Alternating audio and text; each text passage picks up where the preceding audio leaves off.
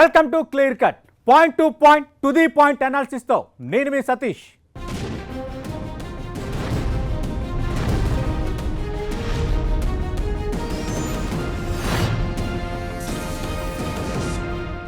గతానికి భిన్నంగా చరిత్రలో ఎన్నడూ లేని విధంగా భవిష్యత్ టీడీపీ రాజకీయాలకు మార్గదర్శకంగా రాబోయే ఎన్నికల కోసం సిద్ధమవుతోంది తెలుగుదేశం. ఇందుకోసం తన పాలసీలను చంద్రబాబు పక్కన పెట్టబోతున్నారన్న చర్చ జరుగుతోంది. ఈ నెల చివరిలో జరగబోయే మహానాడులో మహా ప్రకటన చేసేందుకు పసుపు దళపతి సిద్ధమవుతున్నారన్న సమాచారం వస్తోంది. దాంతో ఈసారి ఎన్నికల విషయంలో చంద్రబాబు ఎంత సీరియస్గా ఉన్నారన్న విషయం ఏపీ మొత్తం తెలుస్తుందంటున్నారు. ఆంధ్ర పాలిటిక్స్ మొత్తం షేక్ అయిపోయి ప్రత్యర్థులు షాక్ అయ్యేలా బాబు డెసిషన్స్ ఉండబోతున్నాయన్న చర్చ పార్టీతో పాటు ఏపీ రాజకీయ వర్గాల్లోనూ జోరుగా సాగుతోంది. ముఖ్యంగా మహానాడు వేదిక మీద నుంచి ఒకేసారి 100 మంది అభ్యర్థులను బాబు ప్రకటించబోతున్నారా? ఈసారి ఎన్నికలకు బాబు వ్యూహం ఎలా ఉండబోతోంది తేల్చేద్దాం క్లియర్ కట్గా. నీళ్లు, నిధులు, నియామకాలు తెలంగాణ ఉద్యమం మొత్తం ఈ 3 అంశాలు చుట్టే తిరిగింది. వాటి సాధన కోసమే అలుపెరగని పోరాటం జరిగింది. ప్రత్యేక రాష్ట్రం సిద్ధిస్తేనే ఈ 3 అంశాల్లో న్యాయం జరుగుతుందనేది ఉద్యమ లక్ష్యం. అయితే గడిచిన 9 ఏళ్లలో నీళ్లు, నిధుల విషయంలో కేసీఆర్ సర్కార్ సక్సెస్ అయింది. అయితే ఈసారి ఎన్నికల్లో గులాబీ పార్టీపై పొలిటికల్ అటాక్ కోసం కాంగ్రెస్, బీజేపీ నియామకాల అంశాన్ని ఎంచుకున్నాయి. నిరుద్యోగం అస్త్రాన్నే బలంగా సంధించబోతున్నాయి. పరిస్థితులు గమనిస్తుంటే ఈసారి ఎన్నికల్లో నిరుద్యోగమే అజెండాగా మారపోతుందనిపిస్తోంది. ఈ విషయంలో విపక్ష పార్టీలు బీఆర్ఎస్ను ఎలా ఇరకాటంలో పడేయబోతున్నాయి? అధికార పార్టీ నిరుద్యోగం ఇష్యూని ఎలా ఎదుర్కోబోతోంది తేల్చేద్దాం క్లియర్ కట్గా. సాధించాలనుకోవడం వేరు, సాధించి తీరాలనుకోవడం వేరు. ఎట్టి పరిస్థితుల్లోనూ సాధించాల్సిందే, కుంభస్థలాన్ని బద్దలు కొట్టాల్సిందే అనుకోవడం వేరు. ఇప్పుడు చంద్రబాబు ఆలోచన కూడా ఇలాగే ఉందనిపిస్తోంది. రాబోయే ఎన్నికల విషయంలో టీడీపీ అధినేత చాలా సీరియస్గా ఉన్నారు. ఎట్టి పరిస్థితుల్లోనూ ఏపీలో మళ్ళీ అధికారంలోకి రావాలని చూస్తున్నారు. ఎన్నికలకు ఏడాది ముందే గ్రౌండ్లోకి దిగడంతో పాటు పార్టీ నాయకులను కూడా దించాలని డిసైడ్ అయ్యారు. ముఖ్యంగా టీడీపీ తరపున ఎవరు పోటీలో ఉంటారు, ఎవరికి అవకాశం ఇస్తారన్న విషయాలపై నాంచకుండా ముందే తేల్చేయాలని చంద్రబాబు డిసైడ్ అయ్యారన్న ప్రచారం జరుగుతోంది. సాధారణంగా ఎన్నికల నోటిఫికేషన్ వచ్చిన తర్వాత అభ్యర్థుల ఎంపిక విషయంలో కసరత్తు మొదలుపెట్టి నామినేషన్ల దాఖలకు గడువు ముగుస్తుందన్న దాకా క్యాండిడేట్లను ప్రకటిస్తూ ఉంటారు బాబు. ఇది చాలా కాలంగా సాగుతూ వస్తోంది. దీనివల్ల అభ్యర్థులకు ఎన్నికల ప్రచారానికి సమయం సరిపోవడం లేదన్న అభిప్రాయాలున్నాయి. అదే సమయంలో ఒక్కో నియోజకవర్గంలో 4-5 ఆశావహులుంటే వారి మధ్య అసంతృప్తి చెలరేగి టికెట్ దక్కని వాళ్ళు రెబల్స్గా మారి నష్టం చేస్తున్నారు. వారిని బుజ్జగించేందుకు, దారిని తెచ్చుకునేందుకు కూడా టైం సరిపోవడం లేదు. అందుకే ఈసారి అలాంటి తలనొప్పులేవి లేకుండా ముందుగానే అభ్యర్థులను ప్రకటించబోతున్నారన్న చర్చ జోరుగా సాగుతోంది. ఇప్పటికే చంద్రబాబు ఏపీ మొత్తం విస్తృతంగా పర్యటిస్తున్నారు. ఆయన వెళ్ళిన కొన్ని చోట్ల ఆ నియోజకవర్గం నుంచి పోటీలో ఉండబోయేది ఎవరన్నది బహిరంగంగానే ప్రకటిస్తూ వస్తున్నారు. కానీ ఈ మధ్య అలా పేర్లు అనౌన్స్ చేయడం తగ్గించారు. అలా ఒక్కొక్కరిని కాదు 100 మంది అభ్యర్థులను ఒకేసారి ప్రకటించేందుకు ముహూర్తం ఫిక్స్ చేశారన్న ప్రచారం జరుగుతోంది. ఈ నెలాఖరులో జరగబోయే మహానాడు వేదికగానే ఒకేసారి 100 మందితో జంబో లిస్టు ప్రకటించేందుకు కసరత్తు చేస్తున్నారన్న టాక్ హాట్ టాపిక్గా మారింది. ఎన్నికల నోటిఫికేషన్ వచ్చినా అభ్యర్థుల విషయంలో నాంచుడు ధోరణితో వ్యవహరించే చంద్రబాబు ఇప్పుడు ఎన్నికలకు ఏడాది ముందే అభ్యర్థులను ప్రకటించాలని డిసైడ్ అవ్వడం ఆంధ్రప్రదేశ్ రాజకీయ వర్గాల్లో హాట్ టాపిక్గా మారింది. గతంలో కొన్ని కీలకమైన చోట్ల టీడీపీ ఓటమి పాలవ్వడానికి అభ్యర్థులను ఆలస్యంగా ప్రకటించడమే కారణమని టీడీపీ రీసెర్చ్లో తేలింది. ఇందుకు క్యాండిడేట్ల విషయంలో చంద్రబాబు లోతైన రీసెర్చ్, వడపోతలు, కూడికలు, తీసివేతలు, సామాజిక సమీకరణాలు ఇలా లెక్కలేసుకోవడం వల్లే పార్టీకి నష్టం జరిగిందని అంటున్నారు. అందువల్ల ఈసారి అభ్యర్థుల విషయంలో జాప్యం జరగనివ్వద్దన్న ఆలోచనకు చంద్రబాబు వచ్చినట్టు తెలుస్తోంది. ఈసారి జరగబోయే ఎన్నికల విషయంలో బాబు పూర్తిగా మారిపోయారని టీడీపీ కీలక నేతలు అంటున్నారు. ఇప్పటికే చంద్రబాబు గతేడాదిగా జిల్లాల టూర్లు చేస్తూ నియోజకవర్గాల్లో పార్టీ నేతల పనితీరుని, వారి బలాలను అంచనా వేస్తూ వచ్చారు. రాబోయే ఎన్నికల్లో ఎవరికి టికెట్ ఇవ్వాలన్న దానిపై స్పష్టమైన నిర్ణయానికి వచ్చారని చెబుతున్నారు. ఆ లెక్కన ఇప్పటికే చంద్రబాబు 100 నియోజకవర్గాల్లో అభ్యర్థుల ఎంపిక విషయంలో ఓ అంచనాకు వచ్చి ఉంటారన్న చర్చ జరుగుతోంది. వాళ్ళందరి పేర్లతో కూడిన లిస్టును రాబోయే మహానాడులోనే ప్రకటిస్తారన్న ప్రచారం జోరుగా సాగుతోంది. ఇక అదే వేదికపై పొత్తులపైన స్పష్టమైన ప్రకటన చేస్తారని టీడీపీ వర్గాల్లో చర్చ జరుగుతోంది. అందువల్ల మిగిలిన 75 నియోజకవర్గాల్లో పొత్తులుంటాయా, ఎత్తులతో కూడిన వ్యూహాలుంటాయా అనేది ఆసక్తిగా మారింది. అంతేకాదు కొన్ని చోట్ల ఒకరికంటే ఎక్కువ మంది నేతలు టికెట్ ఆశిస్తుండడం వల్లే వాటిని ఆపుతున్నారన్న టాక్ కూడా వినిపిస్తోంది.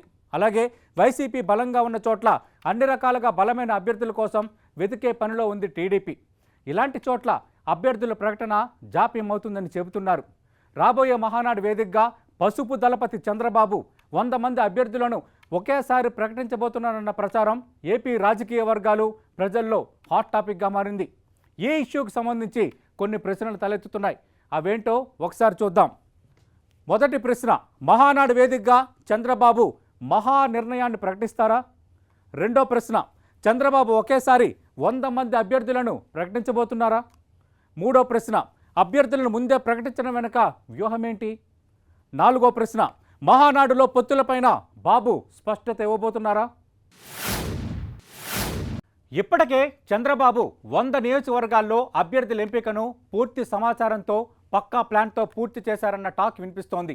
తొలి విడతగా కొందరు అభ్యర్థుల పేర్లను ఈ నెల 27, 28 తేదీల్లో జరగబోయే మహానాడు వేదికగా ప్రకటిస్తారన్న ప్రచారం గట్టిగా సాగుతోంది. అలా చేయడం వల్ల పార్టీలో కొత్త ఉత్సాహాన్ని తీసుకురావడంతో పాటు నియోజకవర్గాల్లో అభ్యర్థులు ఇప్పటి నుంచే పూర్తి స్థాయిలో పనిచేసుకునేందుకు వీలు కలుగుతోందని తెలుగుదేశం నాయకత్వం భావిస్తోంది.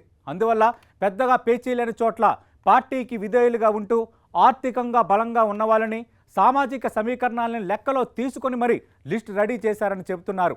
ఈ నిర్ణయంతో తెలుగుదేశంలో కొత్త హుషారు తెచ్చేందుకు చంద్రబాబు మాస్టర్ ప్లాన్ వేశారని అంటున్నారు. చంద్రబాబు నిజంగానే 100 మంది అభ్యర్థులతో కూడిన లిస్టును ప్రకటిస్తారా? తొలి విడతలో ఎవరెవరి పేర్లు ఉంటాయన్నది ఆసక్తిగా మారింది. ఇక రాబోయే ఎన్నికల్లో పొత్తుల విషయంలోనూ చంద్రబాబు ఓ స్పష్టత ఇవ్వబోతున్నారన్న చర్చ జరుగుతోంది. ఇప్పటికే టీడీపీ, జనసేన ఓ అవగాహనకు వచ్చాయని, 2 పార్టీలు కలిసి ఎన్నికలకు వెళ్లడం ఖాయమన్న టాక్ ఏపీలో వినిపిస్తోంది. అయితే 2 పార్టీల మధ్య ఇంకా సీట్ల విషయం తేలలేదన్న చర్చ జరుగుతోంది. దానిపైన క్లారిటీ రాగానే పొత్తుల విషయం ప్రకటిస్తారని అనుకుంటున్నారు. అయితే మహానాడులోనే చంద్రబాబు పొత్తులపై కీలకమైన ప్రకటన చేస్తారని టీడీపీ వర్గాల్లో చర్చ జరుగుతోంది. టీడీపీ, జనసేన మాత్రమే కలిసి పోటీ చేస్తాయా, వీటితో పాటు బీజేపీ కూడా కలిసి వస్తుందా లేదా అన్నది ఇప్పుడు ఆసక్తి రేపుతోంది. మొత్తానికి ఈసారి జరగబోయే మహానాడు సంచలన రాజకీయ నిర్ణయాలకు వేదిక కాబోతుందన్నది మాత్రం క్లియర్ కట్. ప్రతి పార్టీకి ఒక జెండా ఉన్నట్లే ప్రతి ఎన్నికలకు ఒక ఎజెండా ఉంటుంది. ఎలక్షన్ మొత్తం దాని చుట్టే తిరుగుతుంది. అదే ఎవరు అధికారంలోకి ఉండాలో డిసైడ్ చేస్తుంది. ఇప్పుడు తెలంగాణలో నెలకొన్న రాజకీయ పరిస్థితులను చూస్తుంటే రాబోయే ఎన్నికలకు కావలసిన ఎజెండా సెట్ అయినట్టే అనిపిస్తోంది. ఈసారి ఎలక్షన్ల మొత్తం నిరుద్యోగం చుట్టే తిరగడం ఖాయంగా కనిపిస్తోంది. ఇప్పటికే నిరుద్యోగం విషయంలో గులాబీ పార్టీపై కాంగ్రెస్, బీజేపీ పోరాటం చేస్తున్నాయి. నిరుద్యోగ గర్జన అంటూ కాంగ్రెస్, నిరుద్యోగ మార్చ్ అంటూ బీజేపీ కథం తొక్కుతున్నాయి. ముఖ్యంగా యువతను టార్గెట్ చేస్తూ నిరుద్యోగం అంశాన్ని హైలైట్ చేస్తూ ముందుకు సాగుతున్నాయి. దాంతో రాబోయే ఎన్నికల్లో నిరుద్యోగమే ప్రధాన ఎజెండాగా మారబోతుందన్న విషయం క్లియర్గా తెలుస్తోంది. హైదరాబాద్ యువ సంఘర్షణ సభలో కాంగ్రెస్ నేత Priyanka Gandhi youth declaration release చేయడం, సంగారెడ్డిలో బీజేపీ నిరుద్యోగ మార్చును ప్లాన్ చేయడం చూస్తుంటే 2 పార్టీలు యువతనే లక్ష్యంగా చేసుకున్నాయని అర్థమవుతోంది. సాధారణంగా పొలిటికల్ పార్టీలు యూత్ని టార్గెట్ చేయడం కొత్తేమీ కాదు. వాళ్లకున్న ఎన్నికల ఎజెండాలో యువత కూడా భాగంగా ఉండేది. కానీ ఈసారి తెలంగాణలో కనిపిస్తున్న సీన్ వేరు. మొత్తం అటు ఎలక్షన్ అంతా యూత్ టార్గెట్గానే సాగబోతుందన్న విషయం అర్థమవుతోంది. ముఖ్యంగా నిరుద్యోగులను తమ వైపు తిప్పుకునేందుకు కాంగ్రెస్, బీజేపీ గట్టిగా ట్రై చేస్తున్నాయి. 2 పార్టీలు బిస్వాల్ కమిటీ సిఫార్సుల మేరకు ఖాళీగా ఉన్న 2 లక్షల ఉద్యోగాలను భర్తీ చేస్తామని ప్రకటించేందుకు సిద్ధమవుతున్నట్లుగా తెలుస్తోంది. అది కూడా అధికారంలోకి వచ్చిన తొలి ఏడాదిలోనే 2 లక్షల నియామకాలు భర్తీ చేయనున్నట్లు ప్రకటించే అవకాశం ఉంది. కాంగ్రెస్ అయితే ప్రతి ఏటా జనవరి 1న జాబ్ క్యాలెండర్ ప్రకటించడంతో పాటు నిరుద్యోగులకు ఉద్యోగం వచ్చేదాకా ప్రతి నెల 4,000 రూపాయలు నిరుద్యోగ భృతి కూడా ఇవ్వడంపై ప్రకటన చేసే ఛాన్స్ ఉంది. ఇక బీజేపీ కూడా ఇంచుమించుగా ఇవే హామీలు ప్రకటించేందుకు సిద్ధమవుతుందన్న టాక్ వినిపిస్తోంది. నిరుద్యోగులకు ఉద్యోగం వచ్చేదాకా ప్రతి నెల 4,000 రూపాయలు నిరుద్యోగ భృతి ఇస్తామని ప్రకటన కూడా చేశారు. బీజేపీ కూడా ఇంచుమించుగా ఇవే హామీలు ప్రకటించేందుకు సిద్ధమవుతుందన్న టాక్ వినిపిస్తోంది. ముఖ్యంగా యువతను ఆకర్షించడంతో పాటు నిరుద్యోగులను తమ వైపు తిప్పుకునేందుకు వేసిన ఎత్తుగడగా రాజకీయ వర్గాల్లో చర్చ జరుగుతోంది. యువతను టార్గెట్ చేసిన కాంగ్రెస్, బీజేపీ నిరుద్యోగ ఎజెండాతోనే ఎన్నికలకు వెళ్లేందుకు సిద్ధమయ్యాయన్న చర్చ రాష్ట్రంలో జరుగుతోంది. ఈ అంశంపై రాజకీయ వర్గాలతో పాటు ప్రజల్లోనూ కొన్ని ప్రశ్నలు తలెత్తుతున్నాయి. అవేంటో ఒకసారి చూద్దాం. మొదటి ప్రశ్న, తెలంగాణ ఎన్నికల్లో నిరుద్యోగమే ఎజెండాగా మారబోతోందా? రెండో ప్రశ్న, యువత టార్గెట్గానే కాంగ్రెస్, బీజేపీ రాజకీయం చేస్తున్నాయా? మూడో ప్రశ్న, నిరుద్యోగులను ఆకర్షించడం మీదే విపక్షాలు ఫోకస్ పెట్టాయా? నాలుగో ప్రశ్న, నిరుద్యోగ అంశాన్ని అధికార బీఆర్ఎస్ ఎలా ఎదుర్కొంటుంది? అపోజిషన్లో ఉన్న కాంగ్రెస్, బీజేపీనే కాదు, రూలింగ్లో ఉన్న బీఆర్ఎస్ కూడా నియామకాల అంశం మీదే ఫోకస్ చేయబోతోంది. రాబోయే 4-5 నెలల పాటు ఉద్యోగాల మీదే తెలంగాణ ప్రభుత్వం దృష్టి పెట్టబోతోంది. రాజకీయంగానూ నిరుద్యోగం అంశంపైనే కాంగ్రెస్, బీజేపీకి కౌంటర్లు ఇస్తున్నారు అధికార పార్టీ నేతలు. ఏడాదికి 2 కోట్ల ఉద్యోగాలు ఇస్తామన్న కేంద్రం హామీ ఏమైందని బీజేపీ నేతలను ప్రశ్నిస్తున్నారు. స్వాతంత్రం వచ్చి ఇన్నాళ్ళైనా ఇంకా నిరుద్యోగమే ఎన్నికల ఎజెండాగా ఉండడానికి కాంగ్రెస్ కారణం కాదా అని నిలదీస్తున్నారు. అంతేకాదు, తాము అధికారంలోకి వచ్చిన తర్వాత 130,000కు పైనే ఉద్యోగాలు భర్తీ చేశామని బీఆర్ఎస్ ప్రభుత్వం చెప్తోంది. టీఎస్పీఈసీతో పాటు ఇతర నోటిఫికేషన్లతోనూ నియామకాలు జరిపామంటోంది. మరో 90,000 ఉద్యోగాలు కూడా నోటిఫికేషన్లు ఇచ్చామని చెబుతోంది. అవి కూడా భర్తీ చేస్తామని చెబుతోంది అధికార పార్టీ. అయితే కేసీఆర్ సర్కార్ ఎన్ని చెప్పినా కాంగ్రెస్, బీజేపీ మాత్రం నిరుద్యోగ ఎజెండా టార్గెట్గానే ఎన్నికలు వెళ్లే అవకాశం కనిపిస్తోంది. ఇందుకు ఈ మధ్యకాలంలో జరిగిన గ్రూప్ 1 పేపర్ లీక్ ఇష్యూనే కారణంగా కనిపిస్తోంది. అప్పటి నుంచే కాంగ్రెస్, బీజేపీ నిరుద్యోగం మీదకు రాజకీయం మళ్లించారు. అదే అజెండాగా 2 పార్టీలు ముందుకు వెళ్తున్నాయి. ఇక యువతను ఆకట్టుకునేలా ఉద్యోగం వచ్చేదాకా నిరుద్యోగ భృతి ఇస్తామని ఇప్పటికే కాంగ్రెస్ పార్టీ హామీ ఇచ్చేసింది. బీజేపీ కూడా అదే ఆలోచనలో ఉన్నట్టుగా సమాచారం. తాజా పరిస్థితులన్నీ చూస్తుంటే ఎన్నికలకు మరో 4-5 నెలలు మాత్రమే సమయం ఉండడంతో నియామకాల చుట్టే రాజకీయం అంతా నడిచే ఛాన్స్ కనిపిస్తోంది. అయితే రాబోయే ఎన్నికల్లో నిరుద్యోగులు ఎవరి వైపు ఉంటారన్నదే ఆసక్తిగా మారింది. ఎన్నికల ఫలితాల తర్వాతే నిరుద్యోగులు, యువత ఎవరి వైపు ఉంటారో తేలుతుందన్నది మాత్రం క్లియర్ కట్.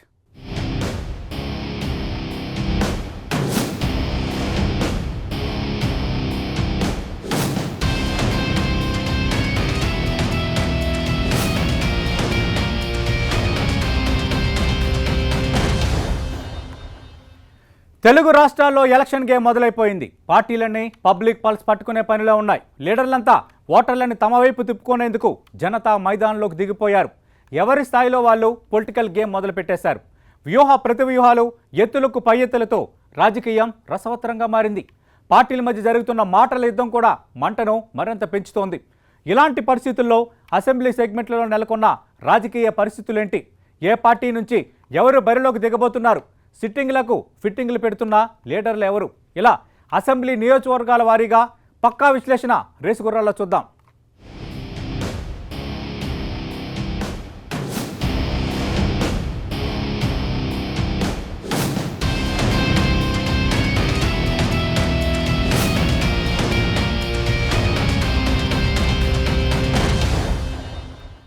పెద్దపల్లి గులాబీ జెండాకు అడ్డాగా మారి దాదాపు 10 ఏళ్లవుతోంది. రాబోయే ఎన్నికల్లోనూ ఇక్కడ మళ్ళీ అదే జెండా ఎగురుతుందన్న ధీమాతో ఉన్నారు బీఆర్ఎస్ శ్రేణులు. సిట్టింగ్ ఎమ్మెల్యే దాసరి మనోహర్ రెడ్డి కూడా హ్యాట్రిక్ కొట్టాలన్న కసితో కనిపిస్తున్నారు. అయితే ఆయనకు టికెట్ దక్కుతుందా లేదా అనేదే నియోజకవర్గంలో హాట్ టాపిక్గా మారింది. మరోవైపు అవకాశం ఇస్తే పోటీకి సై అంటున్నారు సొంత పార్టీ ఎమ్మెల్సీలు. కానీ అన్ని అనుకూలిస్తే ఈసారి తన రాజకీయ వారసురాలిగా కోడలిని పోటీ చేయించాలని భావిస్తున్నారట ఎమ్మెల్యే. మరి ఇలాంటి పరిస్థితుల్లో బీఆర్ఎస్కు విపక్షాలు ఎలాంటి పోటీ ఇవ్వబోతున్నాయి? ఏ పార్టీల నుంచి ఎవరెవరు టికెట్ ఆశిస్తున్నారు? బరిలో నిలిచి గెలిచే సత్తా ఉన్న లీడర్లు ఎవరు? ఓవరాల్గా పెద్దపల్లి సెగ్మెంట్లో ఈసారి కనిపించబోయే సీన్ ఏంటి?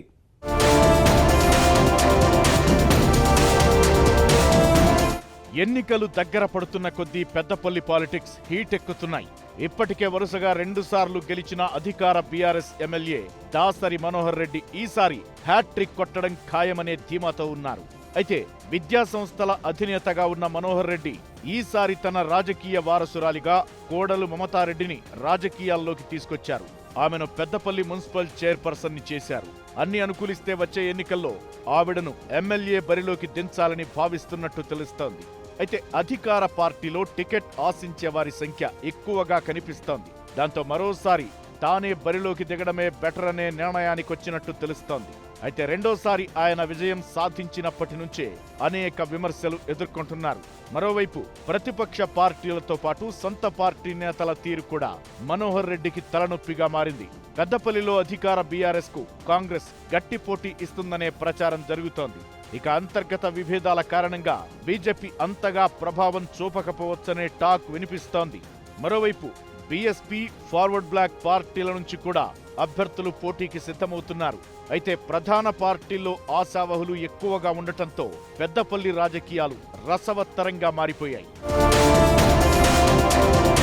1952లో ఏర్పడిన పెద్దపల్లి నియోజకవర్గానికి ఇప్పటి వరకు 14 సార్లు ఎన్నికలు జరిగాయి. ప్రధాన పార్టీల అభ్యర్థులందరికీ అవకాశమిచ్చారు ఇక్కడి ఓటర్లు. తెలంగాణ ఏర్పడిన తరువాత పెద్దపల్లి గులాబీ పార్టీకి అడ్డాగా మారిపోయింది. 2014, 2018 ఎన్నికల్లో వరుసగా కారు పార్టీనే గెలుస్తూ వస్తోంది.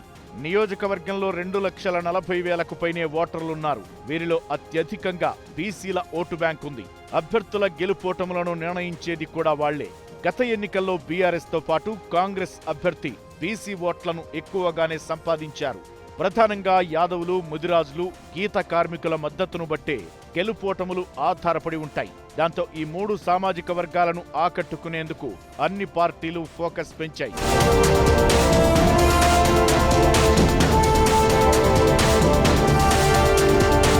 పెద్దపల్లి నుంచి పోటీ చేసేందుకు అన్ని పార్టీల్లోనూ ఆశావహుల సంఖ్య ఎక్కువగా ఉంది. అధికార బీఆర్ఎస్ విషయానికొస్తే టికెట్ రేసులో సిట్టింగ్ ఎమ్మెల్యే దాసరి మనోహర్ రెడ్డితో పాటు ఎమ్మెల్సీలు భానుప్రసాద్, వెంకట్రామిరెడ్డి ఉన్నారు. అవకాశమిస్తే పోటీ చేసేందుకు సై అంటున్నారు ఎమ్మెల్సీలు.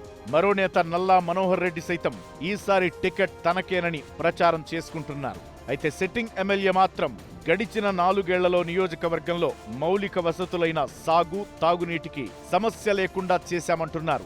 రాబోయే ఎన్నికల్లోనూ బరిలోకి దిగేది తానేనని, ఖచ్చితంగా హ్యాట్రిక్ కొట్టి తీరతానని ధీమా వ్యక్తం చేస్తున్నారు ఎమ్మెల్యే దాసరి మనోహర్ రెడ్డి. గత 9 సంవత్సరాలుగా నియోజకవర్గ ప్రజలకు అభివృద్ధి కొరకు నిర్విరామంగా పనిచేయడం జరుగుతూ ఉంది. మరి నియోజకవర్గాన్ని మొట్టమొదటగా ఓడిఎఫ్గా ప్రకటించడంతో పాటు ఈ నియోజకవర్గంలో త్రాగునీటి ఇబ్బంది లేకుండా, సాగునీటి ఇబ్బంది లేకుండా చూడటం జరిగింది. అందుకే ఇవాళ బీఆర్ఎస్ పార్టీ అభ్యర్థిగా మేమే బీఆర్ఎస్ పార్టీ తప్పకుండా మరి ఎన్నికల్లో పోటీ చేసి ఓటు అడిగేకు బీఆర్ఎస్ పార్టీకే ఉంది. ఏ పార్టీ కూడా లేదు, ఏ పార్టీ అభ్యర్థి కూడా దరిదాపులు లేరు. రాబోయేటువంటి ఎన్నికల్లో గెలుపు బీఆర్ఎస్ పార్టీదే, నాదే. నేను తప్పకుండా రాబోయేటువంటి ఎన్నికల్లో విజయం సాధిస్తానని చెప్పి గౌరవ ముఖ్యమంత్రి గారి ఆశీస్సులతో మరి ముందుకు వెళ్తా అని చెప్పి తెలియజేస్తడం జరుగుతూ ఉంది. కాంగ్రెస్ విషయానికొస్తే ఆ పార్టీ నుంచి గత ఎన్నికల్లో బరిలో దిగిన మాజీ ఎమ్మెల్యే విజయ రమణారావు మరోసారి పోటీకి రెడీ అవుతున్నారు. 2018 ఎన్నికల్లో బీఆర్ఎస్ అభ్యర్థికి గట్టి పోటీ ఇచ్చినప్పటికీ కేవలం 8,000 ఓట్ల తేడాతో ఓటమి పాలయ్యారు. వచ్చే ఎన్నికల్లోనూ పోటీ చేయాలని భావిస్తున్న విజయ రమణకు గతంలో ఆయన అనుచరుడిగా ఉన్న గంట రాములు యాదవ్ నుంచి పోటీ ఎదురవుతోంది. ఎమ్మెల్యే దాసరి మనోహర్ రెడ్డి అవినీతి అక్రమాలకు పాల్పడ్డారని ఆరోపిస్తున్నారు విజయ రమణారావు. ఈసారి గెలుపు తనదేనని చెబుతున్నారు. పెద్దపల్లి నియోజకవర్గంలో గత 9 సంవత్సరాల 4 మాసాల నుంచి అనేక అక్రమాలు నడుస్తూ ఉన్నాయి. ఇక్కడ ఎమ్మెల్యే గారి దగ్గర ఏది జరగాలన్నా, ఏ పని జరగాలన్నా, ప్రభుత్వం నుంచి వచ్చినటువంటి ఏ కార్యక్రమం కూడా ప్రజల దగ్గరికి పోవాలన్నా ఎమ్మెల్యే గారికి ముడుపులు ఇస్తే తప్ప పోయే పరిస్థితి లేదు. కాంగ్రెస్ నుంచి టికెట్ రేసులో ఉన్న ఓదెల జడ్పీటీసీ గంట రాములు యాదవ్ తనకు ఎమ్మెల్యేగా పోటీ చేసేందుకు అన్ని అర్హతలు ఉన్నాయంటున్నారు. టికెట్ కోసం గట్టిగా ప్రయత్నిస్తున్నారు. టికెట్ దక్కకపోతే ఇండిపెండెంట్ గానైనా పోటీ చేస్తారని ఆయన అనుచరులు చెబుతున్నారు. బీసీ అభ్యర్థిగా ఆయన బరిలోకి దిగితే ప్రధాన పార్టీలకు కొంత ఎఫెక్ట్ తప్పదనే టాక్ వినిపిస్తోంది. కాబట్టి కాంగ్రెస్ పార్టీ నుంచి వెళ్ళి టికెట్ ఆశిస్తాం. మొదటి నుంచి వెళ్ళి కూడా కొంత బీసీలు స్థానిక సంస్థలలో బీసీల నాయకత్వం కూడా ఎక్కువనే, చైతన్యం కూడా ఎక్కువ. కానీ పార్టీలే కొంత బీసీలకు టికెట్లు ఇవ్వకపోవడం వల్ల కొంత ఆ స్థానానికి వెనుకబడిపోయి ఉన్నారు. కానీ ఇప్పుడున్నటువంటి పరిస్థితులలో ఆ ఇజం కూడా కొంత ఎస్టాబ్లిష్ అయి ఉంది. కాబట్టి రేపు పార్టీ గెలవాలి, అధికారంలోకి రావాలి అనుకున్నప్పుడు గెలిచే అభ్యర్థిని వాళ్ళు సర్వేల ద్వారా చేసి ఎవరైతే అడుగుతున్నారో కాంగ్రెస్ పార్టీలో ఒకటేమీ ఉండదు, ముగ్గురు పేర్లని బీసీ, ఓ ఓసీ, ఓ మహిళని, లేకపోతే ఇంకొక 3 పేర్లని అధిష్టాన వర్గానికి పంపుతారు. ఆ 3 పేర్లకు సంబంధించి ఎవరైతే గెలుస్తారని అనుకుంటారో అప్పుడు సార్ తప్పకుండా గెలిచే అభ్యర్థికి టికెట్ ఇచ్చే అవకాశం ఉంటుంది మా పార్టీలో. ఇక బీజేపీలోనూ గందరగోళం నెలకొంది. కమలం పార్టీలోనూ టికెట్ ఆశిస్తున్న వారి సంఖ్య ఎక్కువగానే ఉంది. లీడర్లంతా ఒక్క ఛాన్స్ ఇచ్చి చూడండని అధిష్టానానికి విజ్ఞప్తులు చేసుకుంటున్నారు. మాజీ ఎమ్మెల్యే గుజ్జుల రామకృష్ణారెడ్డి ఈసారి కూడా టికెట్ తనకే వస్తుందని ఆశలు పెట్టుకున్నారు. గత ఎన్నికల్లో ఎలాంటి ప్రభావం చూపలేకపోయిన ఆయన ఈసారి పార్టీలో జోష్ రావడంతో మళ్లీ పోటీ చేసేందుకు ఆసక్తి చూపుతున్నారు.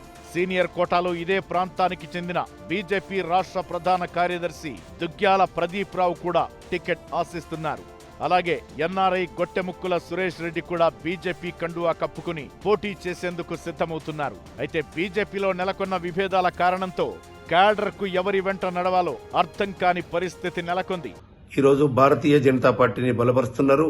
నరేంద్ర మోడీ నాయకత్వం కూడా ఈ తెలంగాణలో రావాలి, ఒక మంచి పరిపాలన రావాలి, రామరాజ్యం రావాలి, దేశం కోసం, ధర్మం కోసం నీతిగా ఉండాలి, నీతివంతమైనటువంటి పరిపాలనను మరి అందించాలి. నరేంద్ర మోడీ అందించిండు.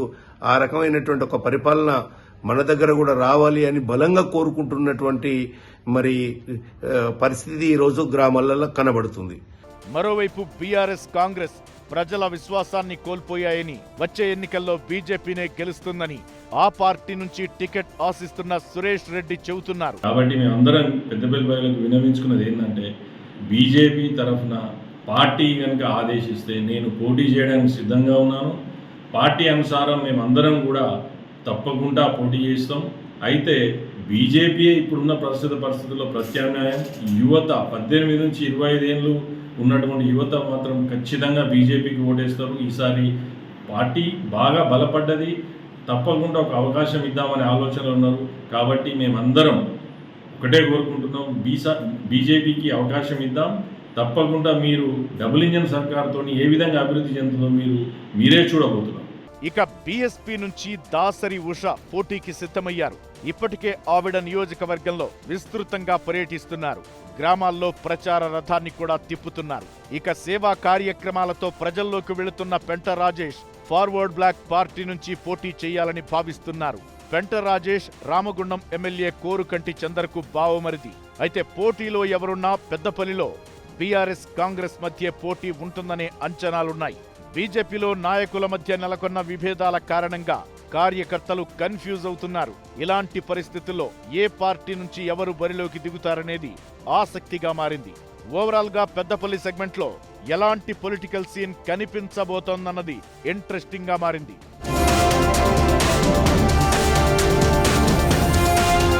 ఇదండి ఇవాల్టి క్లియర్ కట్. మరింత అనాలిసిస్తో మళ్ళీ కలుద్దాం.